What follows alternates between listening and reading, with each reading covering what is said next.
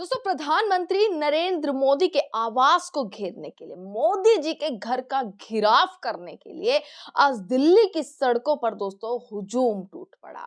ये तमाम फोटोज, ये वीडियोस ये दिखाती हैं, जिस कदर ये भीड़ ये दिखाती है कि इस देश की जनता इस देश के प्रधानमंत्री से, सरकार से कितनी ज्यादा नाराज है। और यही ये कितनी शर्म की बात है दोस्तों कि एक प्रधानमंत्री के लिए कैसे उनका घेराव, उनके आवास का घेराव करना, लोगों के विरोध इस कदर जताना पड़ रहा है कि उन्हें सड़कों पर आना पड़ रहा है, उनके प्रधानमंत्री के आवास तक उन्हें पहुंचना पड़ रहा है अपना विरोध जताने के लिए, अपनी बातों को कहने के लिए। दोस्तों, ये तस्वीरें आज दिल्ली की हैं। दिल्ली से ये तस्वीरें निकल कर आई हैं कि कैसे आज दिल्ली की सड़कों पर हुजूम टूटा है। दिल्ली की सड़कों पर लगातार बवंडर मचा है। संसद से लेकर सड़क तक मैं कह सकती हूं कि सिर्फ और सिर्फ नरेंद्र मोदी की मुश्किलें अब बढ़ती हुई नजर आ रही हैं। जिस तरीके से संसद से सड़क तक हंगामा और बवंडर देखने के लिए मिल रहा है, जहां संसद में मोदी जी एकदम गायब हो चुके हैं। मोदी जी का एक भाषण होता है जिसके बाद मोदी जी गायब हो जाते हैं। सरकार की तरफ से कोई सवालों के जवाब नहीं दिए जाते। वहीं सड़क पर अब जनता उतर आई है कि भाई मोदी जी थोड़ा सा जवाब दीजिए। विपक्ष के तमाम सवालों के जवाब लेने के लिए विपक्ष देखिए दोस्तों संसद में भी अड़िग है और अब सड़क पर भी उतर आया है। दोस्तों, भारतीय युवा कांग्रेस के तमाम लोग आपको दिख रहे होंगे कि तस्वीरों में आप ये भीड़ देख लीजिएगा जो ये बताती है कि प्रधानमंत्री से कितने ज्यादा आक्रोशित नजर आ रहे हैं अब लोग। भारतीय युवा कांग्रेस की तरफ से दोस्तों दिल्ली में जंतर मंतर पर एक प्रोटेस्ट रखा गया और इस प्रोटेस्ट का पूरा नाम दिया गया, मतलब तमाम दिनों से ये खबर चल रही थी कि प्रोटेस्ट होने वाला है और प्रोटेस्ट से पहले चप्पे चप्पे पर जो है पोस्टर्स लगा दिए गए थे कि पीएम इज कॉम्प्रोमाइज्ड। और ये बात करी गई थी जो यूएस से डील हुई है और जो एप्स्टीन फाइल में नरेंद्र मोदी का नाम आया है कि इन सबको लेकर पीएम इज कॉम्प्रोमाइज करके पूरा एक बोला गया कि ये प्रोटेस्ट होने वाला है। और इस प्रोटेस्ट में जंतर मंतर के बाद पहले प्रोटेस्ट होगा और उसके बाद घेराव करने के लिए, मोदी जी के आवास का घेराव करने के लिए पूरा का पूरा हुजूम टूटेगा। वहां तक जाएंगे, पैदल मार्च करने वाले हैं और घेराव करने वाले हैं। पर देखिए, जो प्रधानमंत्री महिला सांसदों से डर गए और उनको बदनाम करने की पूरी जितनी कोशिश की जा रही है सदन में, जो प्रधानमंत्री संसद में आने से भयभीत हैं, वो प्रधानमंत्री आखिरकार अपने घर का आवास का कैसे घेराव करा सकते हैं? वही हुआ जिस चीज का डर था। पुलिस, अमित शाह की पुलिस ने कोई परमिशन ही नहीं दी।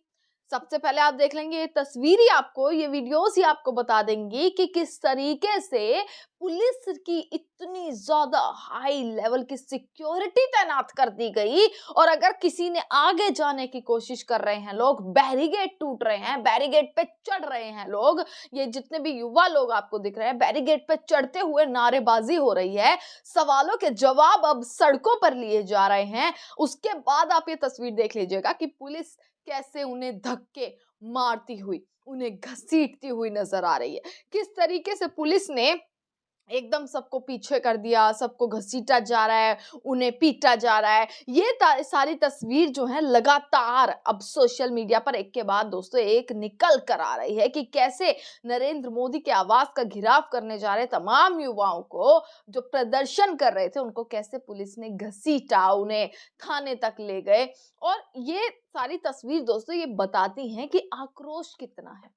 पर क्या लगता है कि प्रधानमंत्री नरेंद्र मोदी जवाब देंगे ये प्रदर्शन करने से, ये सड़कों पर उतरने से, विपक्ष का संसद में हंगामा करने से, संसद में प्रदर्शन करने से, पोस्टर दिखाने से, वेल तक घुस जाने तक, ये सारी जितनी चीजें नारेबाजी करने से क्या प्रधानमंत्री नरेंद्र मोदी पर कोई असर पड़ने वाला है? क्या इस देश की सरकार पर कोई असर पड़ने वाला है?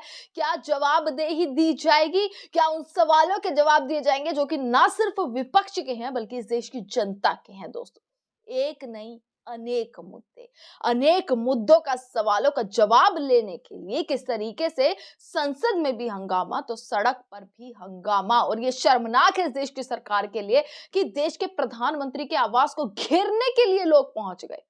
चारों तरफ से घिराव करने के लिए, नारेबाजी और विरोध करने के लिए जोरदार हंगामा किया जा रहा है, वो भी देश की राजधानी दिल्ली में। ये तस्वीरें निकल कर आ रही है दोस्तों, जो पूरा संसद वाला पूरा एरिया है जहां पर तमाम नेताओं के बंगले हैं, तमाम सांसदों के बंगले जो हैं, मंत्री जहाँ पर रहते हैं, जहाँ पर खुद ज़्यादा दूरी पर गृह मंत्री अमित शाह का भी आवास वहीं पर है। आप देख लेंगे प्रधानमंत्री आवास भी, राष्ट्रपति भवन, ये सारी चीज़ें जो है एक पर्टिकुलर एरिया में है और इसी के आस-पास नारे गूंज रहे हैं इस देश के प्रधानमंत्री के लिए, उनके विरोध में नारे गूंज रहे हैं और मुद्दे अनेक हैं।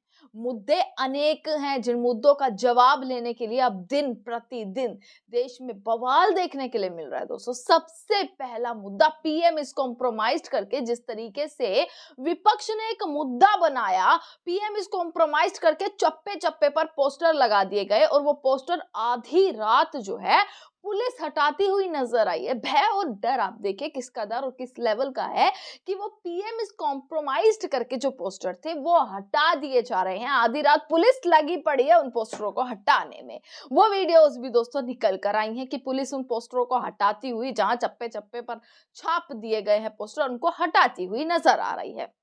वहीं दोस्तों दूसरी तरफ सबसे पहले अगर आप हाथों में बैनर देखेंगे, बैरिकेड पर चढ़ाई कर दी, पूरी कोशिश की लोगों ने कि भाई वहां तक पहुंच जाए, पर उसके बाद पुलिस का जिस तरीके का रवैया रहा वहां तक वो घिराव तो नहीं हो सका, पर पूरी कोशिश जो है वो की गई थी। और आज जिस तरीके का बवंडर और हंगामा देखने के लिए मिला है दिल्ली की सड़कों पर दोस्तों, वो तमाम आंदोलनों की याद दिला देता है।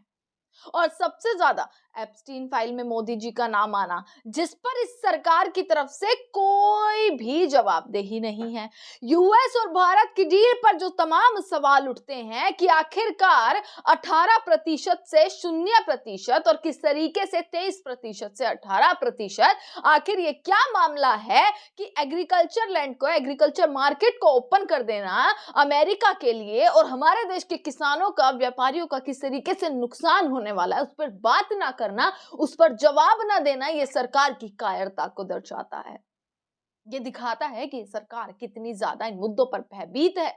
और यही सवाल तो पूछे जा रहे हैं लोकसभा में, और क्या पूछा जा रहा है इनसे अलग। बातें हो रही हैं कि राष्ट्रपति के अभिभाषण पर प्रस्ताव जो है वो धन्यवाद प्रस्ताव पर बात होंगी, बजट पर बातें होंगी, पर जब बजट पर राहुल गांधी बोलना चाहें, जब बजट पर विशेष तौर पर एलओपी बोलना चाहें और उन्हें बोलने का मौका न देना, माइक बंद कर देना और लगातार संसद का इतने तमाम दिनों से स्थगित हो जाना, संसद में कार्य न होना, संसद में कार्रवाई न होना, आखिर ये क्या दर्शाता है कि किस तरीके से क्या लोकतंत्र जो है इस सरकार ने बना कर रख दिया है दोस्तों, कि सड़कों पर उतरना पड़ रहा है। देख लीजिए देश के मजदूर, देश के छात्र, देश के युवा, देश की बहनें, देश की बेटियां, देश के किसान, देश के जवान, हर कोई सड़कों पर उतरता जा रहा है। क्यों? क्योंकि विरोध करने का एक ही तरीका, सड़कों पर उतरिए, क्योंकि इसके अलावा सरकार शायद सुनना नहीं चाहती। आज प्रदर्शन हुआ, पर क्या इस प्रदर्शन के बाद आवाज सुनी जाएगी? एप्स्टीन फाइल में आखिरकार इस देश के प्रधानमंत्री का नाम कहां से आया? और उस अगर आया तो उस पर अब तक कोई जवाबदेही क्यों नहीं है? क्योंकि देश की बदनामी यही है कि प्रधानमंत्री का नाम एप्स्टीन फाइल में आया।